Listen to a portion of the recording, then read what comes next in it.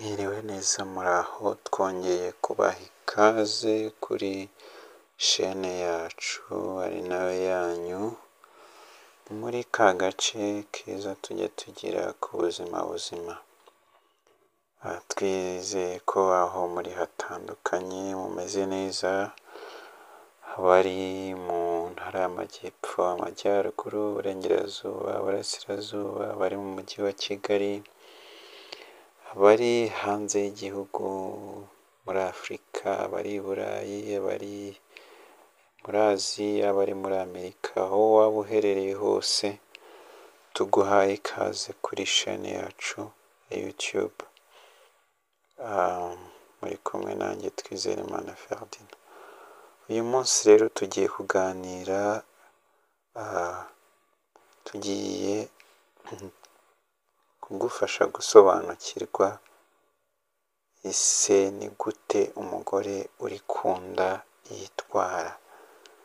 Akenshi ababyeyi batwite baba bibaza bati ese bizagenda bite, igihe cyo kubyara nikigera nzitwara nte, ese nzakora iki, akaba ari amatsiko menshi. Turi hano rero ngo tugufashe gushira ayo matsiko kugira ngo umenye neza uko uzitwara kandi bizagufashe kugenda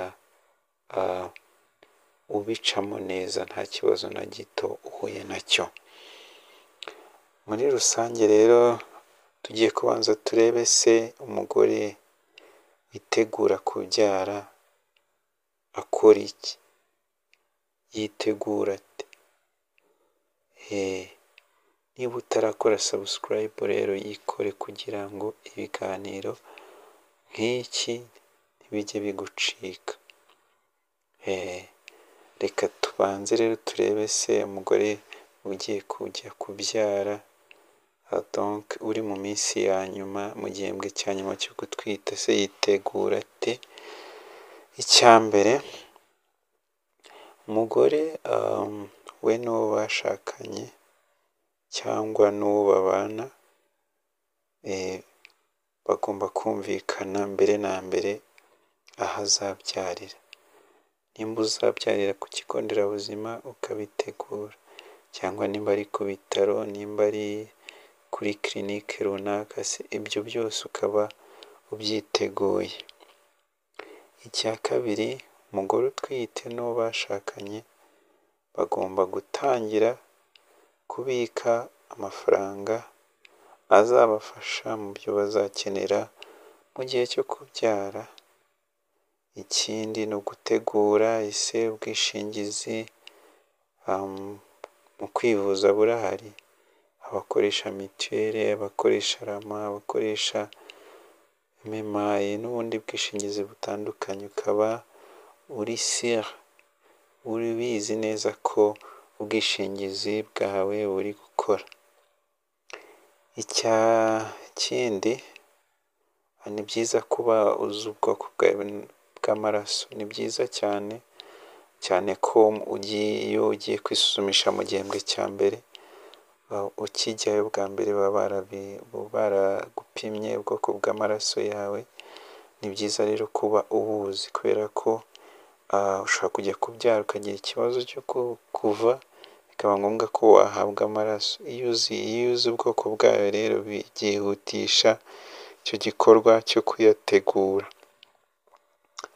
Ikindi cyiza cyane kibaho, biba byiza iyo wanyuze mu cyuma, wanyuze muri ecography. Icya mbere bigufasha no kumenya neza itariki nyayo y'igihe uzabyarira. Ikindi bigufasha ni ukumenya ese uzabyara ikihe gitsina, ni umukobwa, ni umuhungu, donc ukaba uzi igitsina uzabyara kugira ngo bigufashe kumenya uko witegura. Ikindi ni uko iyo hari ikibazo ku mwana, ese umwana utameze neza mu nda, ese ikibazo cyose cyaba kigaragara kiri mu nda kimenyekana kare. Ubwo rero ni byiza guharanira ko waca muri ekogarafi mbere y'uko igihe cyo kubyara cyegereza. Ikindi ni uguteganya uburyo bwo kugera kwa muganga. Abenshi hari abavuga bati se tuzajya kugera kwa muganga dute nituba twageze igihe cyo kubyara? Abadamu batwite rero ni byiza kubiteganya nabyo, ukamenya uti se nimba nzatega wenda moto, nkaba nzi ufite izo nimero, ukaba ufite izo nimero z'uwo mumotari uzatega, cyangwa se nimba uzagenda n'amaguru ukaba ubizi, donc ukaba witeguye kumenya uko uzagera aho uzabyarira. Ikindi ni ukwitegura muri rusange. Iyo tuvuze kwitegura muri rusange, ni ibindi bikorwa uba ugomba gukora by'ingenzi, ariko nanone abantu benshi batajya bitaho. Icya mbere ni ugukora isuku. Muri rusange rero si byiza ngo nugera kwa muganga bizajye bigaragara ko utiteguye, utikoreye isuku. Isuku muri rusange harimo ku musatsi, harimo kwibuka kogosha iyo ubwoya buri mu myanya y'ibanga aho hepfo ukahagirira isuku. Iyo ubona no kwiyogosha utabishobora, ni byiza wabwira n'umugabo wawe akagufasha, ariko ukagenda usa neza, utameze nk'umuntu utarabyitayeho. Ikindi ni ugutegura imyenda uzambara nyuma yo kubyara, ndetse n'imyenda y'umwana. Iyo wanyuze mu cyuma ubuze igitsina cy'umwana, ukamenya se niyihe myenda uri butegure. By'umwihariko mu myenda ugomba gutegura, icya mbere ni iy'umwana uba ugomba kwita ku myenda isusurutsa, imyenda ishyuha. Ikindi ukibuka amasogisi, akagofero na pampersi. Pampersi yo kuzambika umwana. Buriya benshi, ubushakashatsi bwagaragaje ko benshi mu bana bitaba Imana bakivuka, akenshi hari igihe baba barazize kwicwa n'imbeho cyangwa icyo bita hypothermie. Ni byiza rero kubyirinda.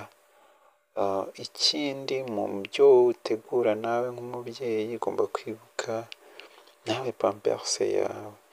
Kera habagaho wenda ibindi bitenge, ariko ubu aho isi igeze ni ngombwa kujyana nayo, ukamenya uti se ngomba kwibinda iki, ariko nanone kimesheje agaciro.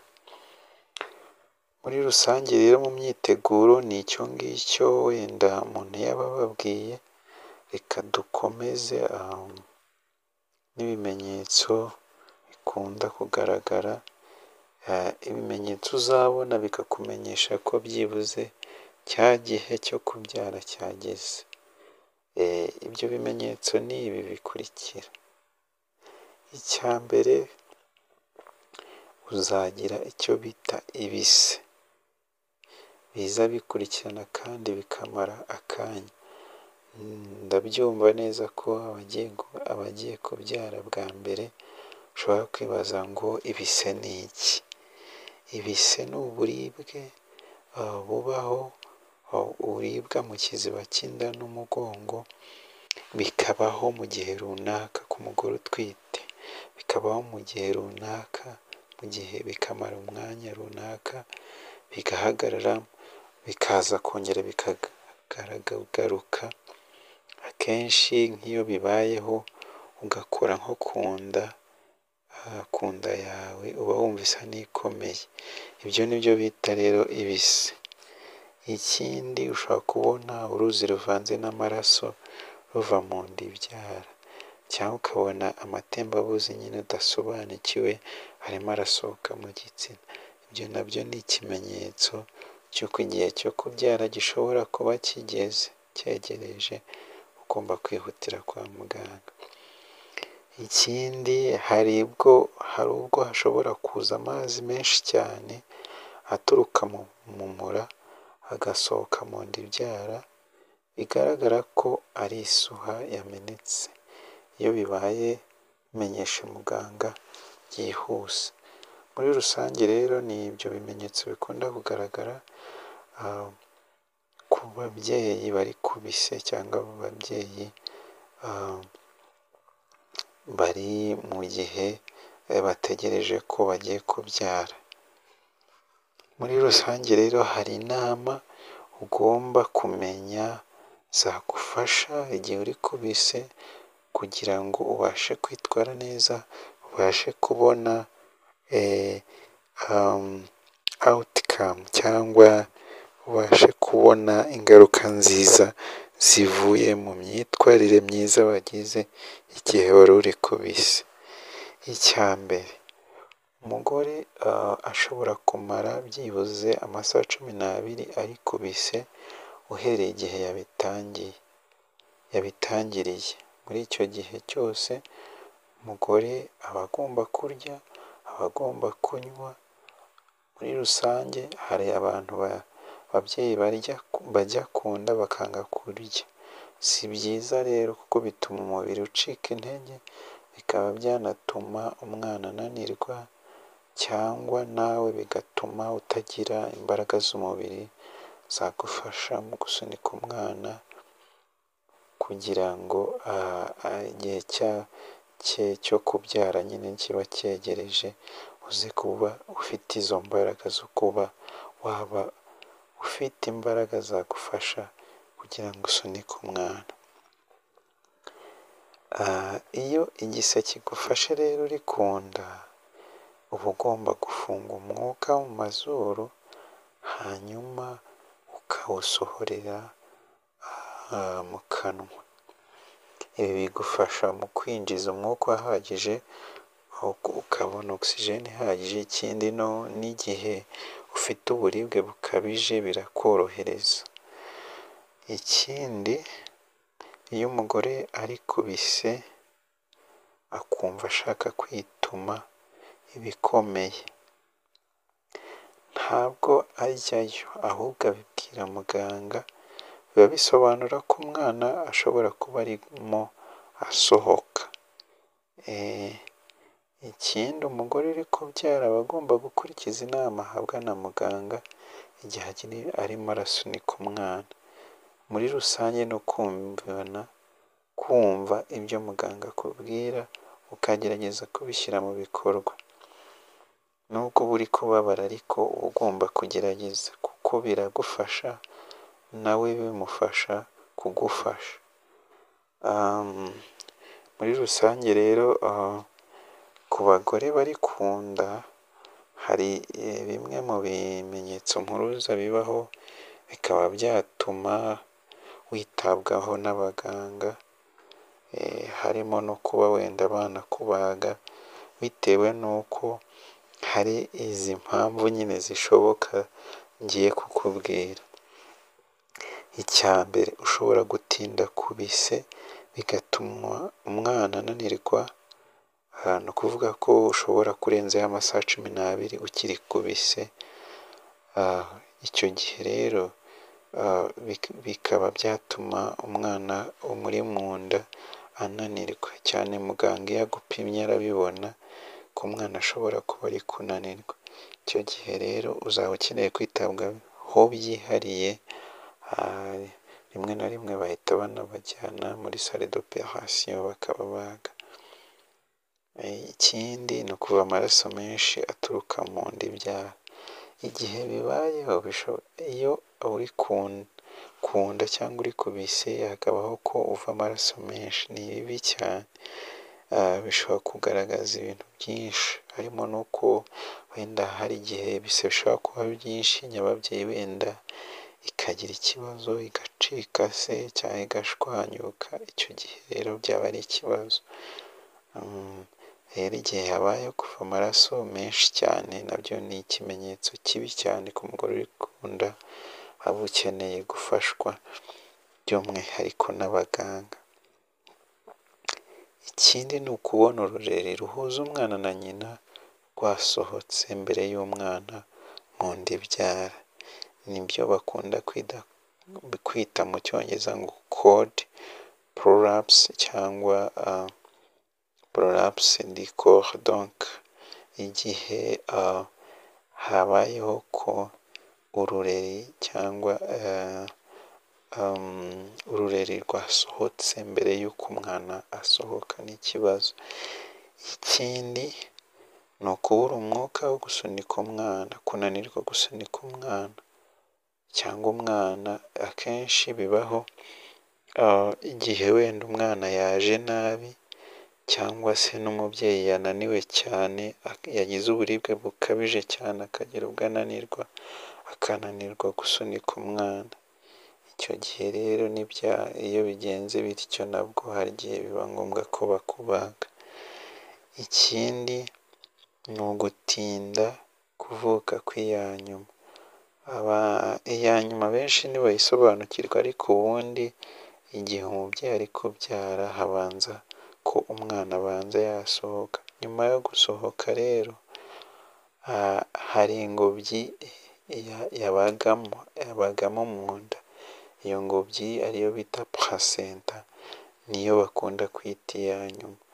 Rero iyo umwana akivuka niyo ikurikiraho. Iyo rero itinze kuvuka nayo aba ari ikibazo gikomeye cyane. Abaganga baba bakeneye kukwitaho by'umwihariko. Ni byiza rero kwihutira konsa umwana ukimara kumubyara, ko bituma abona umuhondo, kandi umuhondo w'amashereka y'umuhondo aba arimo intungamubiri nyinshi cyane. Ikindi bituma iyo umwonkeje vuba ukibyara, bituma ibyago byo kuba wenda wava nyuma yo kubyara bigabanuka. Ikindi bikagufasha kubona amashereka vuba. Hari abantu benshi babura amashereka bakibyara, akenshi biba biterwa n'uko wenda batahise bonsa bakimara kubyara. Iyo rero uhise wonsa birafasha cyane. Muri rusange rero ni ibi twababwira ku mubyeyi wageze igihe cyo kubyara, uko agomba kwitwara. Ibindi bya nyuma yo kubyara byo nta bihambaye cyane, muganga aragukurikirana bitewe n'uburyo wabyayemo. Iyo wabyaye neza uba ushobora kumara amasaha 24 bakagusezerera.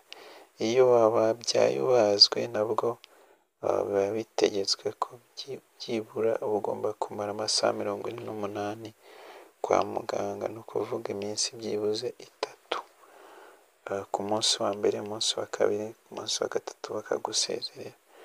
Muri rusange rero ni uko n'ibyo umuntu yaba ababwiye. Nimba hari ikibazo cyangwa igitekerezo wagize kuri iki kiganiro tukugejejeho, andika muri comment tuzagusubiza.